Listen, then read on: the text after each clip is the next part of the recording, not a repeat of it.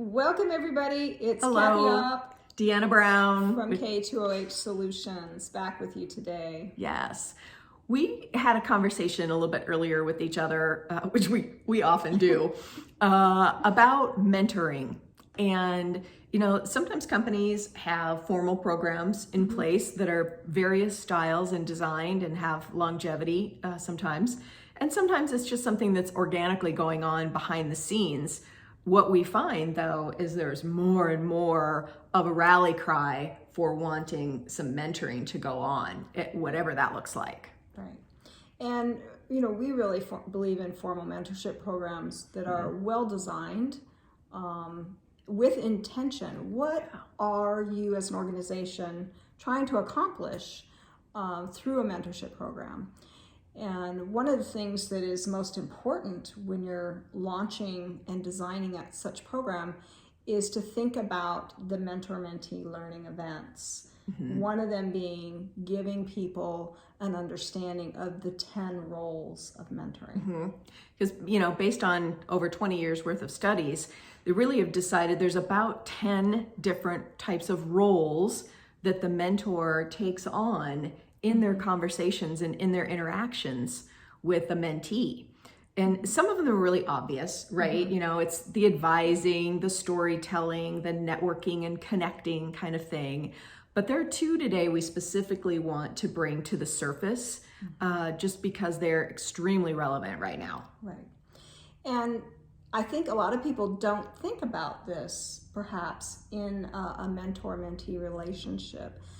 This is why it's important to have a conversation with your mentee too about what they need when you come together formally and meet with each other. What do they need that day? Why it's important to perhaps understand going into the session what they need. What they might need may not have anything to do with their career trajectory. There could be something else going on.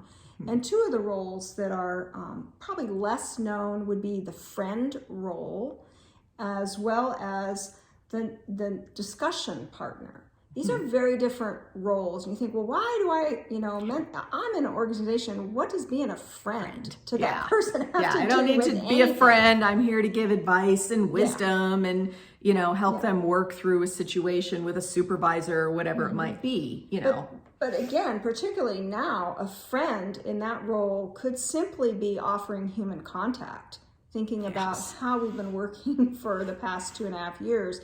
Human contact, genuine interest in the mentee's situation.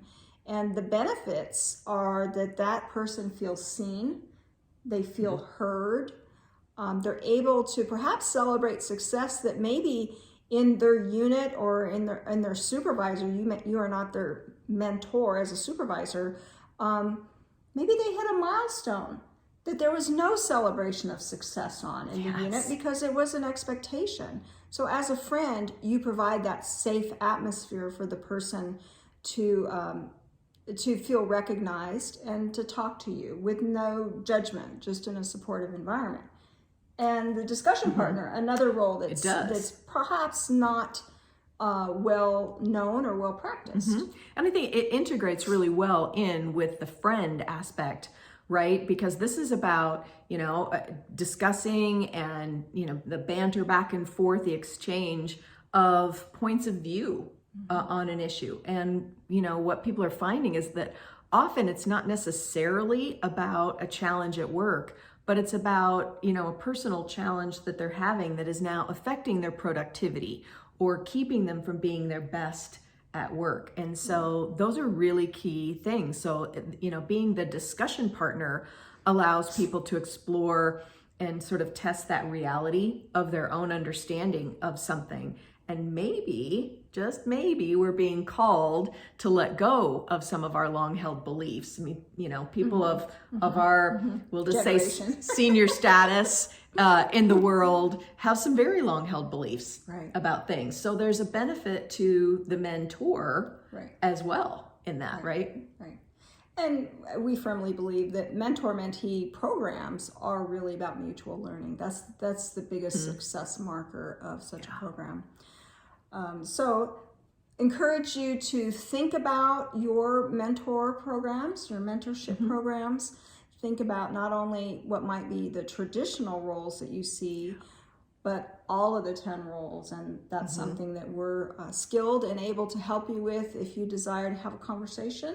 It is. And take those, that mentoring that's going on, like we said, formally or informally in your company, and really elevate that to a whole new level. And that alone would expand your company in great ways for the year going forward. So give that some thought. Give that some thought. Thank you. Have a wonderful day. Yes.